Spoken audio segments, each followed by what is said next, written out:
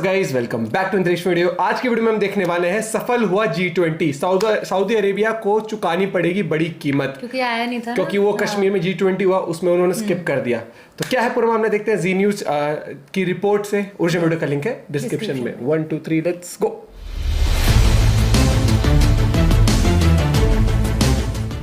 कश्मीर में G20 working group की बैठक हो चुकी है। G20 की इससे बेहतर बैठक नहीं हो सकती थी। 17 देश आए, कश्मीर की तारीफ की और कश्मीर को भारत का हिस्सा मान लिया। लेकिन इस बैठक में चीन नहीं आया, तुर्की नहीं आया और सऊदी अरब भी नहीं आया। आज हम बात सिर्फ सऊदी अरब की करेंगे।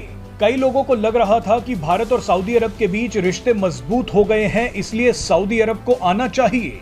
वैसे ये बात बिल्कुल सही है कि सऊदी अरब और भारत के बीच रिश्ते कहीं ज्यादा मजबूत हुए हैं, लेकिन दो बड़ी वजहें हैं जिनके चलते सऊदी अरब भारत से अचानक डर गया है। दरअसल भारत ने सऊदी अरब की बादशाहत को चुनौती दे दी है। तेल के बाजार में जो रुतबा सऊदी अरब के पास था, वो भारत ने उससे छीन लिया है। हैरानी की बात देखिए कि भारत के पास तेल के कुएं नहीं है, लेकिन भारत फिर भी सऊदी अरब से ज्यादा तेल बेच रहा है रिफाइन करके। ये बात जिस तरह से आपको हैरान कर रही है, ठीक उसी तरह से सऊदी अरब को परेशान कर रही है। अब आपको उन दो बड़ी वजहों के बारे में बताते हैं जिसने सऊदी अरब को डरा दिया है। सबसे पहला कारण तो यह है कि भारत को तेल बेचने के मामले में रूस ने खाड़ी देशों को पछाड़ दिया है। रूस नंबर 1 पोजीशन पर पहुंच गया है, तो सऊदी अरब काफी पीछे छूट गया है। दूसरा कारण यह है कि अब भारत यूरोप को रिफाइंड तेल बेचने के मामले में सऊदी अरब से भी आगे निकल गया है। भारत नंबर 1 देश बन गया है जो यूरोपीय देशों को रिफाइंड तेल बेच रहा है। अब तक सऊदी अरब यूरोपीय देशों को रिफाइंड तेल बेचने के मामले में नंबर 1 था। यानी आसान भाषा में कहे तो भारत ने सऊदी अरब से तेल खरीदना तो कम कर दिया है, लेकिन उससे ज्यादा बेचना जरूर शुरू कर दिया है। यहाँ सऊदी अरब को डबल नुकसान हो रहा है, पैसे का भी और नाम का भी। जिस तरह से भारत की ऑयल रिफाइनरीज ने यूरोपीय बाजारों पर कब्जा कर लिया है, उसने सऊदी अरब को हिलाकर रख दिया है। जिस यूरोपीय बाजार में सऊदी अरब का कब्जा था, वहां अब भारत ने पैर जमा लिए हैं।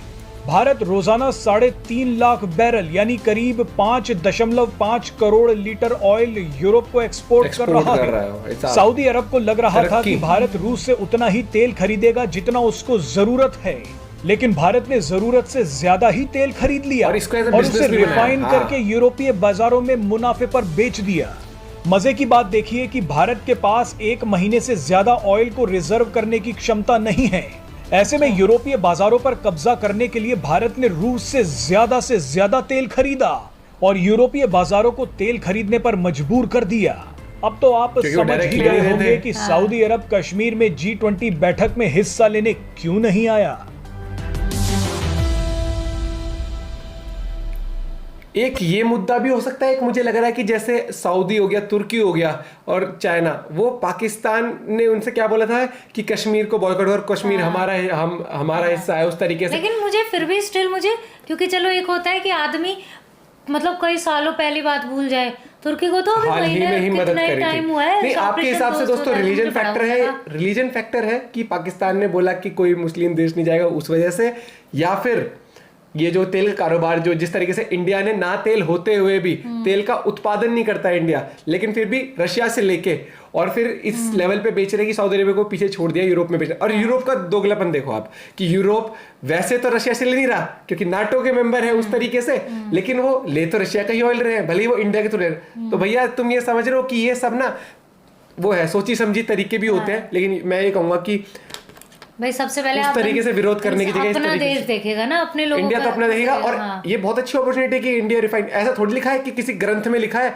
किसी किताब में लिखा है या किसी स्कूल में पढ़ा जाता है कि नहीं रिफाइनरी का बिजनेस तो सऊदी अरेबिया के पास रहेगा या इसके पास रहेगा, या फोन बनाएगी सिर्फ सैमसंग या एप्पल ही बनाएंगे। ऐसे अवॉइड करने से ना तो ज्यादा है कि बैठ के आराम से खुद की भाई हमें इस चीज में यहाँ लॉस हो रहा है, ऐसे करने से अब हम क्या नुकसान इंडिया का नहीं है इस चीज में। एक चीज समझना, क्यों? क्योंकि इंडिया एक बहुत बड़ा मार्केट हब है, मार्केट प्लेस है। इंडिया की आबादी इतनी ज्यादा, बहुत सारी चीजें इंडिया में बिकती है, अपना ही नुकसान करेंगे रिलेशन खराब करके। इंडिया तो कह देगा मत करो हमारे साथ बिजनेस, लेकिन वो चीज है कि सोच समझ के। लेकिन ये स्टेप जो भी था ये थोड़ा सा गलत मेरे को लगा, क्योंकि एक यहाँ रिलेशंस बिल्ड करने वाली बात।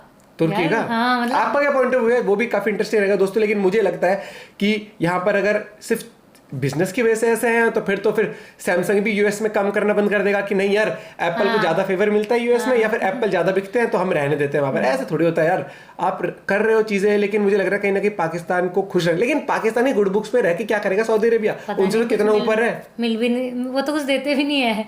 हाँ मतलब कि स्ट्रेंज था, मतलब अभी तक वैसे सर्टेनली क्लियर बात नहीं है ना, वहां से कुछ वैसा आया है कि हम क्यों नहीं आए, कि हम पाकिस्तान की वजह से नहीं आए या तुमने हमारा बिजनेस हड़प लिया उस वजह से नहीं आए। लेकिन स्ट्रेंज लगा मुझे। आप अपना पॉइंट ऑफ व्यू जरूर बताना, बाकी दिन दुनिया की न्यूज आप लोग के लिए भी हम लाते रहेंगे। Bye bye, take care.